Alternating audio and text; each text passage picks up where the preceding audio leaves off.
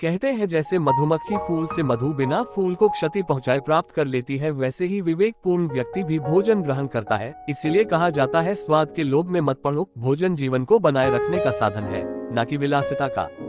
दोस्तों, ये कहानी आपके स्वास्थ्य, बुद्धि और मन को नियंत्रित करने का मार्ग प्रशस्त करती है। यदि आप भी एक स्वस्थ और खुशहाल जीवन जीना चाहते हैं तो इस कहानी को ध्यान से आखिरी तक जरूर सुने और जाने कि भोजन करने का सही नियम क्या है। एक बार की बात है, हिमालय की पहाड़ियों के किनारे बसा एक छोटा सा गांव था जिसका नाम ध्यानपुर था। ये गांव बौद्ध धर्म के अनुयायियों से भरा हुआ था और यहाँ का हर व्यक्ति ध्यान, संयम और सरलता में जीवन जीने का प्रयास करता था। ध्यानपुर में ही एक युवक रहता था जिसका नाम आनंद था। आनंद एक बुद्धिमान और हृदय से सरल स्वभाव युवक था, लेकिन उसे भोजन से विशेष लगाव था। वह भोजन का शौकीन था और जब भी उसे अच्छा खाना मिलता वह मात्रा से अधिक खा लेता था। आनंद का जीवन सामान्य था, लेकिन उसके भोजन के प्रति आसक्ति ने उसकी सेहत और मन की शांति पर असर डालना शुरू कर दिया था। वह जितना अधिक खाता उतना ही आलसी और सुस्त महसूस करता। उसे यह समझ नहीं आ रहा था कि उसके जीवन में इस असंतुलन का कारण क्या है। उसकी दिनचर्या में अनियमितता और असंतोष बढ़ने लगे थे। गांव के पास एक बहुत पुराना बौद्ध मठ था जहां वृद्ध भिक्षु सर्वानंद रहते थे।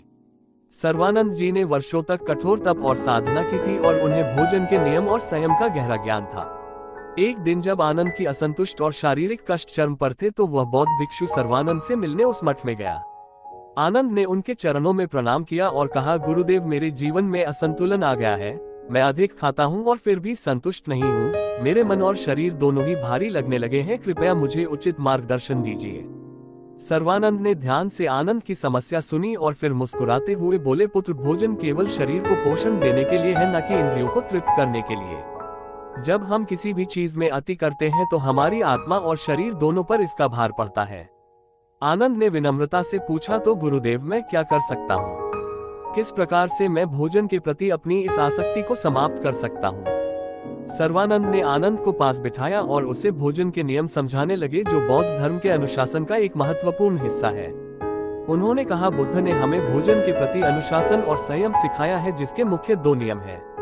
इसका पहला नियम है अपनी भूख से कम खाना, अर्थात जब हम भूख से थोड़ी कम मात्रा में भोजन करते हैं तो हमारा शरीर स्वस्थ रहता है और मन शांत रहता है। आनंद ने पूछा, गुरुदेव, वह कैसे? गुरु ने आगे कहा, कम खाना एक स्वस्थ और संतुलित जीवन जीने के लिए अत्यंत महत्वपूर्ण है।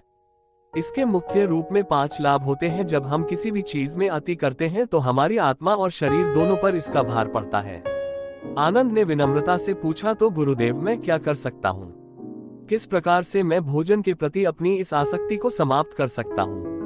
सर्वानंद ने आनंद को पास बिठाया और उसे भोजन के नियम समझाने लगे, जो बौद्ध धर्म के अनुशासन का एक महत्वपूर्ण हिस्सा है। उन्होंने कहा, बुद्ध ने हमें भोजन के प्रति अनुशासन और संयम सिखाया है, जिसके मुख्य 2 नियम हैं। इसका पहला नियम है अपनी भूख से कम खाना, अर्थात जब हम भूख से थोड़ी कम मात्रा में भोजन करते हैं तो हमारा शरीर स्वस्थ रहता है और मन शांत रहता है। आनंद ने पूछा, गुरुदेव, वो कैसे? गुरु ने आगे कहा, कम खाना एक स्वस्थ और संतुलित जीवन जीने के लिए अत्यंत महत्वपूर्ण है। इसके मुख्य रूप में 5 लाभ होते हैं। नंबर 1, पाचन क्रिया के लिए लाभदायक। भूख से कम खाने से पाचन तंत्र पर अधिक भार नहीं पड़ता और भोजन आसानी से पच जाता है। ये पेट संबंधी समस्याओं जैसे गैस, एसिडिटी और कब्ज से बचने में मदद करता है। नंबर 2, स्वास्थ्य और दीर्घायु। नियमित रूप से भूख से कम खाने से शरीर का वजन नियंत्रित रहता है और इससे हृदय रोग, मधुमेह और उच्च रक्तचाप जैसी बीमारियों का खतरा कम होता है। ये दीर्घायु का एक मुख्य कारण हो सकता है। नंबर 3, मानसिक स्पष्टता और शांति। अधिक भोजन करने से शरीर में आलस्य और भारीपन आ जाता है, जिससे मानसिक शांति और स्पष्टता में कमी आती है। भूख से कम खाने से मन हल्का और शांत रहता है, जिससे ध्यान और मानसिक विकास में मदद मिलती है। नंबर 4, विनम्रता और संयम का अभ्यास। भूख से कम खाना संयम और आत्मनियंत्रण का प्रतीक है। ये हमें अपनी इच्छाओं पर नियंत्रण रखना सिखाता है और हमारी भौतिक आवश्यकताओं को कम करता है।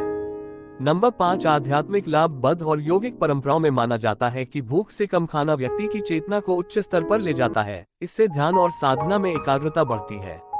फिर आनंद ने पूछा, गुरुदेव, दूसरा नियम क्या है? गुरु मुस्कुराते हुए आनंद से कहते हैं, भोजन करने का दूसरा नियम है विचार पूर्वक खाना। हमें भोजन के प्रत्येक कौर का ध्यान पूर्वक सेवन करना चाहिए ताकि हम उसके पोषण और स्वाद का पूरी तरह अनुभव कर सके। सर्वानंद ने आगे बताया, तुम्हें ये समझना होगा कि भोजन का उद्देश्य केवल पेट भरना नहीं है, इसका उद्देश्य शरीर को स्वस्थ रखना और उसे जीवन जीने योग्य बनाना है। यदि हम संयम से भोजन करते हैं तो हमें कभी भी ऐसा नहीं लगेगा कि खाना खाने से संतुष्टि नहीं हुई, आप पूरी तरह संतुष्ट महसूस करेंगे। आनंद ध्यान से सुनता रहा और उसने मन ही मन ये निश्चय किया कि वह इन नियमों का पालन करेगा। सर्वानंद की शिक्षाओं से प्रेरित होकर आनंद ने अपनी दिनचर्या में बदलाव करना शुरू किया। अब वह धीरे धीरे और संयमित भोजन करने लगा और हर निवाले का स्वाद और पोषण का अनुभव करने लगा। प्रारंभ में यह उसे कठिन लगा क्योंकि उसकी पुरानी आदतें उसे फिर से अति भोजन की ओर खींच रही थी, लेकिन उसने धैर्य रखा और गुरु की शिक्षा का पालन किया। पहले कुछ दिनों में आनंद को कुछ असहजता हुई, उसे भूख लगने लगी और वह अपने पुराने समय की तरह फिर से ज्यादा खाने की इच्छा करने लगा, लेकिन सर्वानंद की शिक्षाओं ने उसे आत्म संयम में बांध रखा था।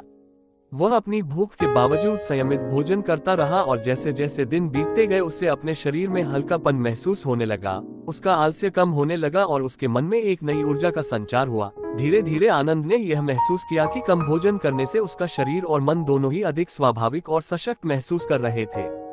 1 महीने के बाद आनंद ने महसूस किया कि अब उसे अपने भोजन पर अधिक ध्यान देने की आवश्यकता नहीं है। वह स्वाभाविक रूप से भूख से कम खाता और भोजन के प्रति उसकी आसक्ति समाप्त हो गई थी। अब वह हर निवाले का स्वाद पूरी तरह से अनुभव करता, लेकिन वह मात्रा से अधिक नहीं खाता। सर्वानंद से मिलने के बाद एक दिन आनंद उनके पास फिर से गया और उनके चरणों में प्रणाम किया। गुरुदेव, आनंद ने कहा, आपकी शिक्षाओं ने मेरे जीवन को बदल दिया है। अब मैं भोजन का आनंद लेता हूँ, लेकिन अब वह मेरे ऊपर हावी नहीं होता। मैंने संयम और अनुशासन से जीवन जीना सीख लिया है।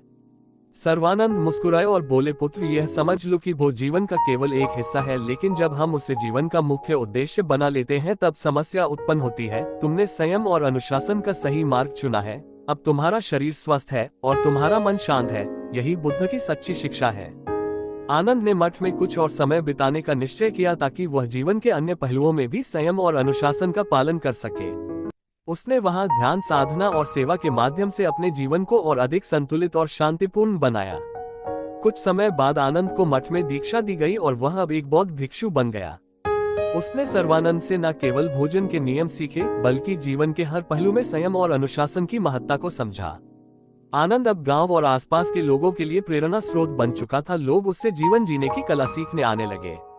आनंद की यह यात्रा केवल भोजन के नियमों को समझने तक सीमित नहीं रही, बल्कि उसने जीवन के हर क्षेत्र में अनुशासन और संयम को आत्मसात किया। उसकी कहानी यह सिखाती है कि जब हम अपने जीवन में संतुलन और अनुशासन का पालन करते हैं तो हम शारीरिक, मानसिक और आध्यात्मिक रूप से समृद्ध होते हैं। आनंद ने ये सीखा कि भोजन का नियम केवल पेट भरने के लिए नहीं है, बल्कि यह हमें जीवन के प्रति अधिक जागरूक और सतर्क बनाता है। जब हम भोजन के प्रति संयमित होते हैं तो हम जीवन के प्रति भी अधिक जिम्मेदार होते हैं। ये कहानी हमें ये सिखाती है कि जीवन का प्रत्येक क्षण, चाहे वह भोजन का हो या किसी अन्य गतिविधि का, एक ध्यान है, और जब हम ध्यान पूर्वक जीवन जीते हैं तो हम सच्चे सुख और शांति को प्राप्त करते हैं। दोस्तों, आपने इस कहानी से क्या सीखा, हमें कमेंट सेक्शन में जरूर बताएं। और अगर आपको इस कहानी से थोड़ी भी सीख मिली हो तो वीडियो को लाइक और अपने साथियों के साथ शेयर करें। फिर मिलते हैं ऐसी ही एक नई मोटिवेशनल कहानी के साथ। नमो बुद्धाय।